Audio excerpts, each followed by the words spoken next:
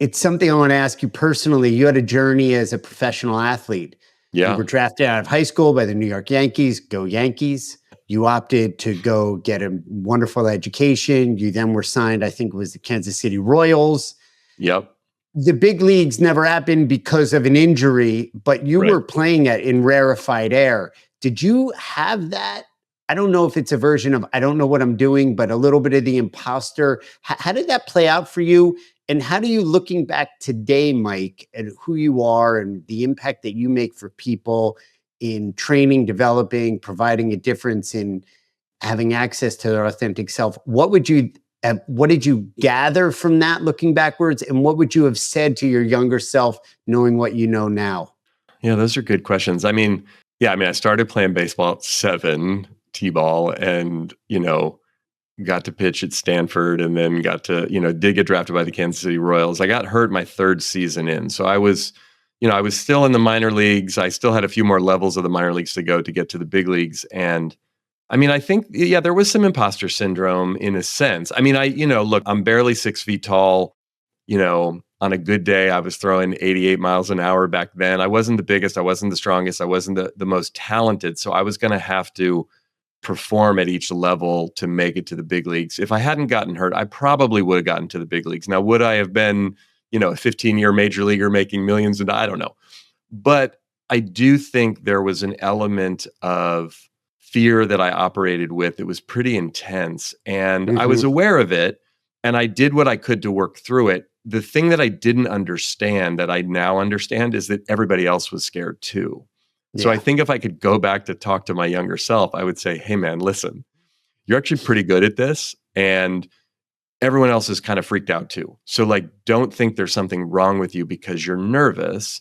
See if you can channel some of that fear in an even more effective way. And maybe even talk to some of your teammates about it, because I would look around, Seth, at my teammates and they all looked a lot more confident than I felt. And so then I really thought something was wrong with me.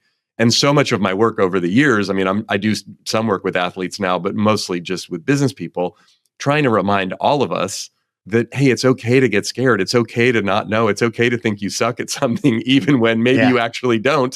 That's part of the process. And so I don't think I fully understood that. And back in the, early 90s when I was playing in college, and then the mid 90s when I was playing professionally, people weren't talking about that publicly. So there's a lot more conversation about it these days, which I appreciate. Yeah. Well, we have a lot to cover, but it's so interesting. And thank you for sharing and pulling the veil back a little bit on from this point in your past, from this point today to your past. You said it seemed like they were more confident. And could that have been the fear projecting out? You're coming already predisposed kind of from a place of not confident, or at least a scintilla of dose of that. Yeah, I think in general, most of us compare our insides to other people's outsides. And so it always seems like other people seem more confident than us because we're all aware of our own fears and doubts and insecurities. We can't see that in other people unless they tell us. And even when they tell us, have you ever met someone who's like, oh my God, I'm so nervous about this, or, oh, and you're like, what are you talking about? You're so good at that. Right. So, and look, there are different levels of confidence in life, in humans. I have certain levels of confidence in certain activities more so than others. One thing that makes me laugh, I've been speaking now, this is year 25 for me. And sometimes, and I love it, but people will say to me, oh my gosh, it's so amazing you don't get nervous. And I look at them like, what are you talking about? Of course I get nervous. Now, not nervous like maybe I did 25 years ago when I was first starting, and not nervous like I can't function, I can't put sentences together. But it's like, again, over the years of speaking, just like when I was playing, I did learn some techniques about how to channel some of that fear and that insecurity and that nervousness so that it didn't overtake me. And so I do think, again, a lot of times as I talk to people, and myself included, we get tripped up by our fear or our insecurity about something, and we'll either stop doing it or we won't go for it because we're like, I don't feel confident. We think we're supposed to get to a point where it's like, no fear, I can do anything, which is like, I don't know. That doesn't usually happen for me and most people I know, especially if it matters. Like when I watch, performers, or I watch the Super Bowl, or I think to myself, what must that be like to be that I watch a politician in the middle of a debate or something. Just what must that be like on a human level to experience that? they've got to be feeling some level of fear and nervousness just because of what they're doing. Yeah. Yeah. Before we recorded, we were talking a little bit about tennis and some common friends, a former podcast guest, Jeff Salzenstein, top 100 player. Yep. And I don't know if you recall, within the last year or so, Djokovic was on 60 Minutes.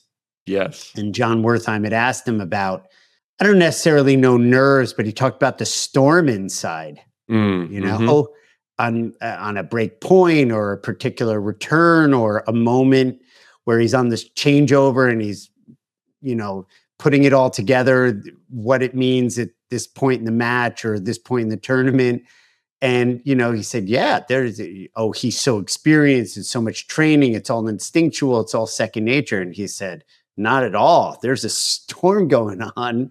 Yeah. And he takes kind of that conscious breathing and gets himself grounded. He has his methods, which we all do.